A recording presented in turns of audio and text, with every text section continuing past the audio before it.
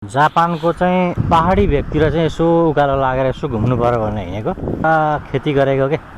यहाँका किसानहरूले होइन पहाडतिर छ कि एक्सर्साइज गर्ने पनि फेरि फिटनेसको लागि चाहिँ फेरि यिनीहरूको चाहिँ फेरि बेग्लै छ पुरा खेती गरेको छ होइन पुरै सर अनेक लगाएको छन् अलिकति माथिमा कोरियामा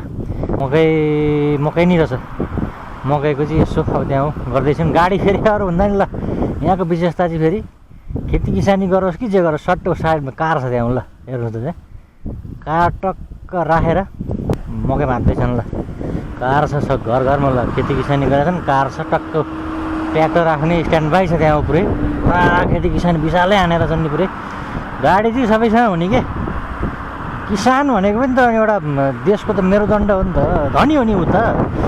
हाम्रो देशमा पो किसानलाई भ्यालु नदिएर हो त नि धनी मान्छे हो नि किसान भनेको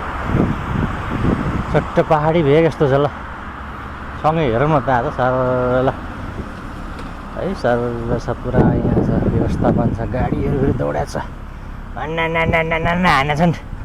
पहाड पनि जोड्दैछ क्या पुलले रट यहाँ खोला नालाबाट सुवाट्ट पुल लिएर गइरहेछ त्यसपछि चाहिँ म जम्किरहेको छु है पहाडतिर ल है म पहाडतिर पुरै दन्दै अगाडि बढिरहेको छु ल फेरि चस्माबाट खिच्यो भने फेरि मान्छेहरूले फेरि हँकाउँदै पुरा गरिरहेको छ होला नि फेरि म त्यो अरू भन्दा नि यिनीहरूको चाहिँ गाडी नै हुने कि पहाडतिर बसेको हुन्छ नि पहाडको टापुमा छन् घरसम्म बाटो हुन्छ साला गाडी बुइ त पारेर लिएर गयो है कारकै फेरि मोटरसाइकल पनि होइन के चाहियो होला त पुरा आज पुरा रुममा पुरै छल्किरहेको त पुरै के हो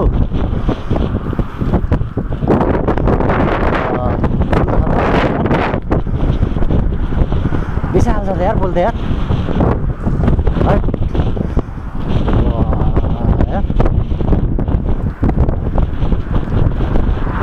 फेरि 50 भन्दा माथि चाहिँ यहाँ दौडाउन नपाइँदो रहेछ फेरि 50 भन्दा माथि उडायो भने चाहिँ फेरि कारबाहीको दायरामा मान्छेहरूलाई कहिले बस्नलाई होला नि त होइन यसो रेस्ट गर्नलाई होला हेर्नु पऱ्यो नि त भ्यू वाल छ यार हैट यार कहाँ हो यो कहाँ हो समुद्र छेउ हिँड्नु पनि डर पर्छ यार